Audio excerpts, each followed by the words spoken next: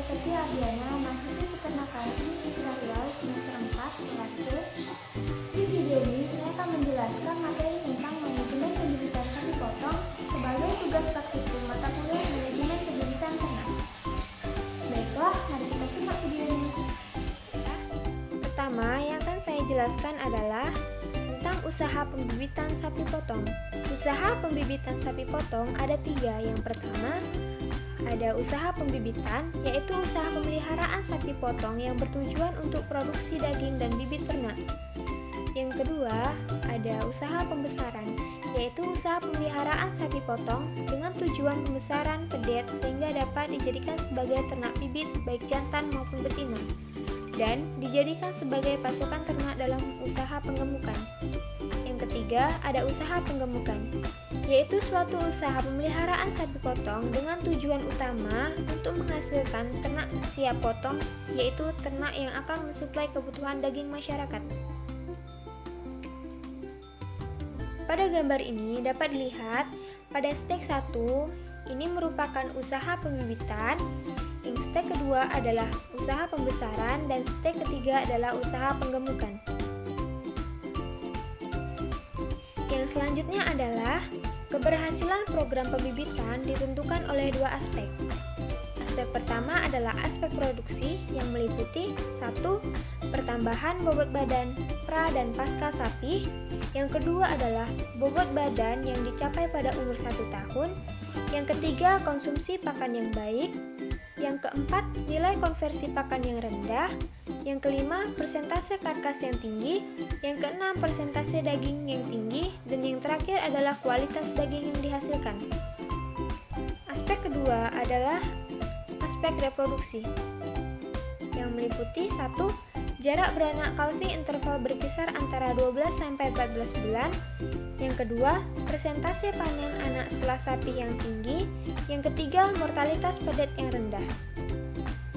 Yang selanjutnya adalah komponen-komponen manajemen pembibitan sapi potong. Yang pertama, sarana dan prasarana. Yang kedua, teknik pembibitan. Yang ketiga, biosecurity. Yang keempat, pelestarian fungsi lingkungan hidup. Yang kelima, sumber daya manusia. Yang selanjutnya, persyaratan pemilihan lahan dan lokasi pembibitan sapi potong. Yang pertama, lahan dan lokasi harus sesuai dengan rencana tata ruang wilayah dan rencana detail tata ruang yang ditetapkan oleh pemerintah setempat. Yang kedua, letak dan ketinggian lahan dari wilayah sekitar harus memperhatikan topografi dan fungsi lingkungan untuk menghindari pencemaran lingkungan. Yang ketiga, merupakan kawasan yang berpotensi sebagai kawasan sumber bibit sapi potong. Yang keempat, adanya upaya pengelolaan lingkungan hidup dan pemantauan lingkungan hidup. Yang kelima, mudah diakses dan terjangkau alat transportasi. Yang keenam, memiliki sumber air bersih dan energi listrik. Yang selanjutnya adalah persyaratan suatu wilayah dapat ditetapkan sebagai kawasan sumber bibit. Yang pertama adalah wilayah tersebut bebas dari penyakit hewan menular. Yang kedua, jenis, rumpun atau galur yang dikembangbiakan harus ternak asli atau ternak lokal. Yang ketiga, agroklimat yang sesuai meliputi sumber pakan, daya dukung lahan, kesesuaian lahan, topografi, dan kapasitas tampung. Yang keempat, sosial ekonomi meliputi pengalaman beternak, ketersediaan kelembagaan ekonomi, dan kelembagaan sosial yang mendukung. Yang kelima, tradisi budaya setempat meliputi tradisi budaya dalam beternak dan pola pemeliharaan ternak. Yang keenam, ilmu pengetahuan dan teknologi bidang peternakan dan kesehatan hewan. Yang selanjutnya, sistem pemeliharaan pembibitan sapi potong. Yang pertama, sistem pastura, sistem pemeliharaan di mana aktivitas perkawinan, pembesaran, pertumbuhan, dan penggemukan dilaksanakan di lapangan pengembalaan yang sama. Yang kedua, ada sistem pemeliharaan intensif. Sistem pemeliharaan dalam tempat terkurung atau kandang dan makanan dibawa kepada hewan, atau disebut juga dengan pemeliharaan dengan ransum tinggi konsentrat. Yang ketiga adalah sistem pemeliharaan semi-intensif. Sistem ini adalah gabungan antara sistem pastura dan sistem intensif. Yang selanjutnya adalah bangunan kandang untuk sistem pastura. Yang pertama ada pada paddock, bagian dari suatu padang pengembalaan yang luas yang biasanya dibatasi oleh pagar. Tujuan dibatasi pagar adalah agar pemanfaatan padang pengembalaan dapat diatur sedemikian rupa sehingga memungkinkan rumput untuk tumbuh kembali. Contohnya seperti ini. Yang selanjutnya adalah cattle yard, yaitu suatu tempat pengenangan sapi dilakukan di tempat itu seperti pengobatan, pemasangan air tag, deherding, penyemprotan dan sebagainya. Contohnya seperti ini. Yang selanjutnya adalah bangunan minimal yang dibutuhkan pada sistem pemeliharaan intensif. Yang pertama, bangunan kandang yang terdiri dari kandang koloni untuk anak, dewasa, induk, dan pejantan. Yang kedua, kandang jepit. Yang ketiga, kandang isolasi dan kandang melahirkan. Yang keempat, gudang pakan. Yang kelima, gudang peralatan dan garasi. Yang keenam, unit penampungan dan pengolahan limbah. Selanjutnya, persyaratan teknis kandang. Yang pertama, konstruksi kandang harus kuat. Yang kedua, terbuat dari bahan yang ekonomis dan kuat. Yang ketiga, sirkulasi udara dan sinar matahari harus ada. Yang keempat, saluran pembuangan limbah harus baik. Yang kelima, kemiringan lantai tidak boleh lebih dari 5 derajat. Yang keenam, luas kandang memenuhi persyaratan daya tampung. Kebutuhan luas kandang sapi potong dapat dilihat pada tabel ini. Selanjutnya, tipe kandang pembibitan ada dua. Yang pertama ada kandang individu yang digunakan untuk sistem perkawinan IB. Yang kedua kandang koloni. Kandang ini digunakan untuk sistem perkawinan alami. Kandang koloni terbagi menjadi dua tipe. Yang pertama, tipe koloni beratap seluruhnya. Yang kedua, tipe koloni beratap sebagian. Contoh tipe kandang koloni beratap seluruhnya adalah seperti ini. Dan tipe kandang koloni sebagian seperti ini. Selanjutnya, keuntungan kandang koloni yang pertama, efisiensi dalam penggunaan tenaga kerja, air dan efisiensi dalam pemeliharaan. Yang kedua, angka kebuntingan mencapai 80-90% dan memperpendek jarak beranak. Yang ketiga, kualitas kompos terjaga dan efisien. Yang keempat, pertambahan bobot badan prasapi pedet tinggi. Selanjutnya, kelemahan kandang koloni. Yang pertama, tubuh ternak cepat kotor. Yang kedua, terjadi persaingan dalam mendapatkan pakan. Selanjutnya, manajemen pembibitan sapi potong tidak hanya membutuhkan kandang, tetapi juga membutuhkan alat-alat peternakan seperti tempat pakan, tempat minum, alat-alat kebersihan kandang, dan alat-alat untuk penanganan kesehatan. Selanjutnya, bibit. Pemilihan bibit ternak yang baik merupakan salah satu faktor penentu keberhasilan usaha pembibitan sapi potong. Pemilihan bred atau bangsa sapi potong yang sesuai dengan iklim setempat sangat penting karena tidak semua ternak yang memiliki kemampuan genetik yang baik mampu menunjukkan produktivitas yang baik pada semua keadaan iklim. Sebagai contoh, sapi-sapi Bostaurus, produktivitasnya tidak akan optimum jika dipelihara di daerah beriklim panas. Selanjutnya, pengaruh cekaman panas terhadap reproduksi sapi betina dan sapi jantan. Pengaruh terhadap sapi betina yaitu tertundanya umur pubertas, ketidakteraturan siklus dan lama birahi, adanya ovum yang abnormal, tingginya tingkat kematian fetus, waktu bunting yang diperpanjang, ukuran tubuh anak menjadi besar. Pengaruh terhadap sapi jantan yaitu tertundanya umur pubertas, libido menurun, terganggunya termoregulasi skrotum, dan penurunan kualitas semen. Kesuburan ternak betina merupakan faktor kunci dalam keberhasilan pembibitan. Kesuburan ternak betina dapat dilihat dari pertama, service per conception, yaitu angka rata-rata perkawinan yang dilakukan untuk menghasilkan suatu kebuntingan, nilai S per C yang baik adalah 1. Yang kedua, conception rate, yaitu perbandingan jumlah betina yang bunting dengan 1 kali IB dengan jumlah betina yang bunting pada suatu populasi. Yang ketiga ada calf crop.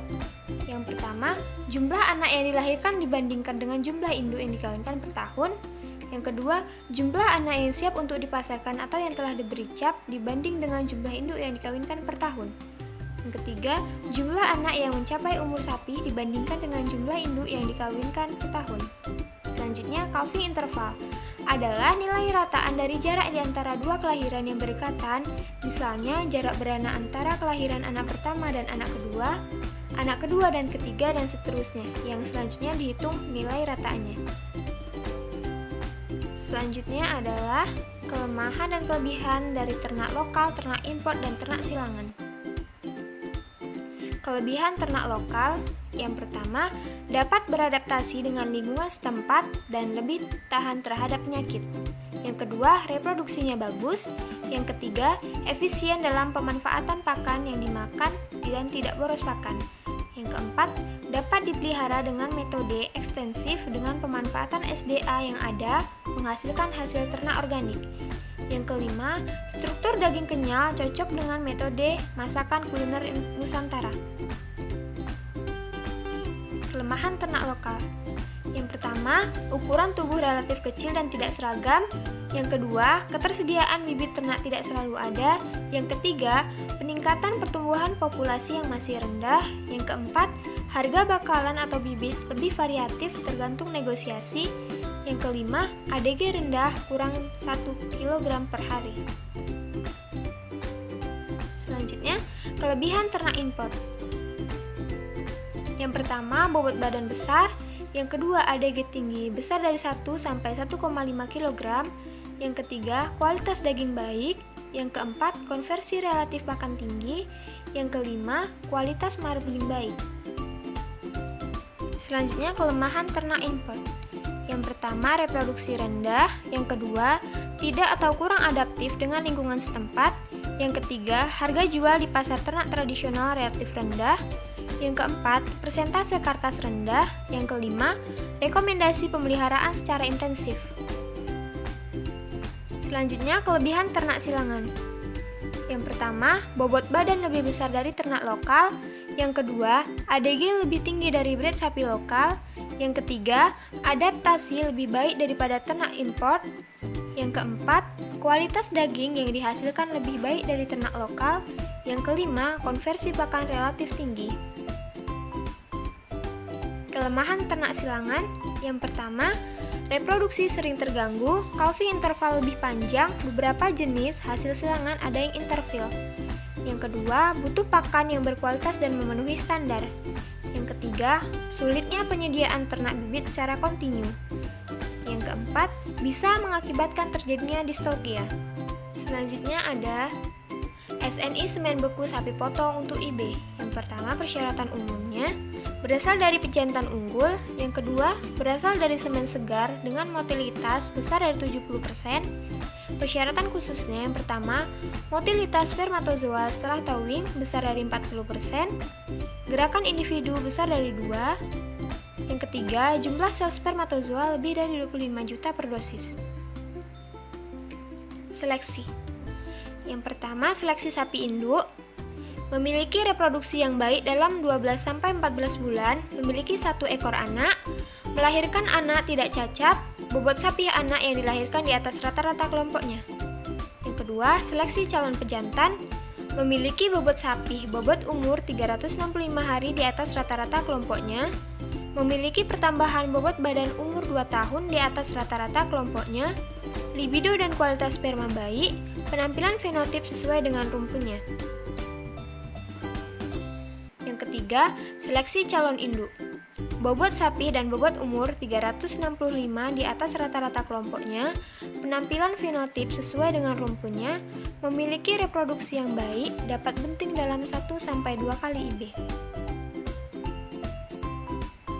Penyakit pada sapi potong. Yang pertama, penyakit yang disebabkan oleh agen infeksius seperti bakteri, virus, dan prion.